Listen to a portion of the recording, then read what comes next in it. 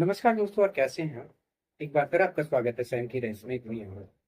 चलिए आज की कहानी स्टार्ट करते हैं। तकरीबन रात के 12 बजे थे। ट्रेन अपनी पूरी स्पीड से अंधेरे को चीरते हुए जंगल में आगे की तरफ बढ़ रही थी।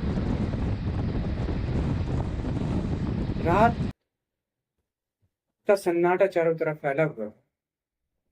संध्या ने अपनी खिड़की से बाहर देखा तो दूर जंगल ही जंगल दिखाई दे रहा था।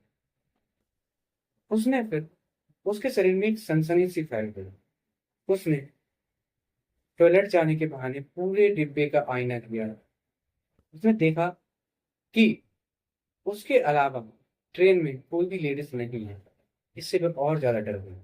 वह चुपचाप तरी सहमी सी अपनी सीट पर आकर बैठ गई और सोचने लगी कि आज शायद वह नहीं बच पाएगी। उसके दिमाग में सारी घटनाएं घूमने लगी। वो न्यूज़पेपर के आर्टिकल, वो टीवी में चलती हेडलाइंस, न जाने क्या क्या उसके दिमाग में चल रहा था।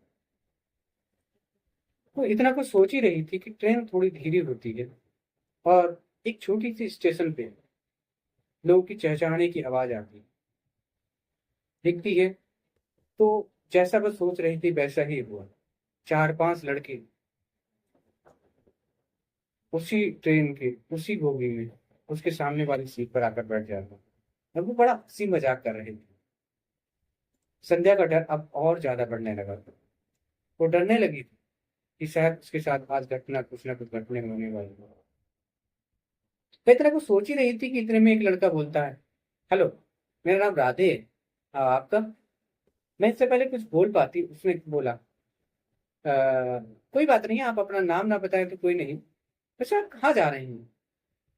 तो संध्या ने डरते हुए आवाज में कहा, मैं बनारस जा रही हूँ। तो उसने बड़े हंसते हुए कहा, बनारस? बनारस तो मेरी नानी का घर है। आप वहां कहाँ से हो? संध्या ने कहा, कड़का घाट से। कड़का घाट? वही तो है मेरी नानी का घर। अच्छा अच्छा, इस बहाने तो आप मेरी बहन हुई। फिर राधे ने बनारस की गलियों के बारे में, बनारस के घाटों के बारे में, बनारस के बारे में हर एक विशेषता गिनाई। पता नहीं कितनी बातें गिनाई थी। अब संध्या खुलने लगी थी और उसने बताया कि उसके मामा एयरफोर्स में बहुत बड़े पद पर हैं और उसके नाना भी। इतना कुछ बताते बताते पता नहीं कब सुबह होने लगी थी। और अब उसका स्टेशन आ चुका था राधे का। तो उसने संध्या के सिर पे हाथ रखा और कहा, बहन मैं चलता हूँ। संध्या ने कहा, आप तो बोल रहे थे कि मैं बनारस में जाऊंगा और बनारस का रहने वाला हूँ। उसने कहा, काहे का बनारस? दीदी मैं बनारस तो कभी गया ही नहीं। तो वो जो तुमने बताया था कि तुम्हारे मामा एयरफोर्स में हैं और वो सब घाटों के बारे में, राधे ने हंस के कहा, वो सब झूठ था। संध्या आश्चर्यचकित हो गई। उसने कहा, क्या तुम बनारस में तुम्हारा कोई नहीं है? उसने कहा, कोई नहीं। उसने कहा, बहन, जब मैंने आपको देखा तो आप बहुत डरी हुई थी। तो मुझे लगा कि आपसे बातचीत करनी चाहिए जिससे आपका डर खत्म हो जाए। और मैंने आपसे बातचीत स्टार्ट कर दी। आप कंफर्टेबल हो गई और ये मेरे लिए बहुत अच्छा है। इतना कह के राधे ने हाथ फेरा और चला गया।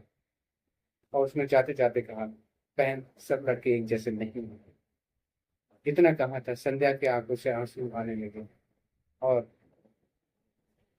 फिर ट्रेन धीमी गति से चलने लगी। दोस्तों, इसी की ये कहानी। आगे फिर मिलेंगे। आज के लिए बस इतना।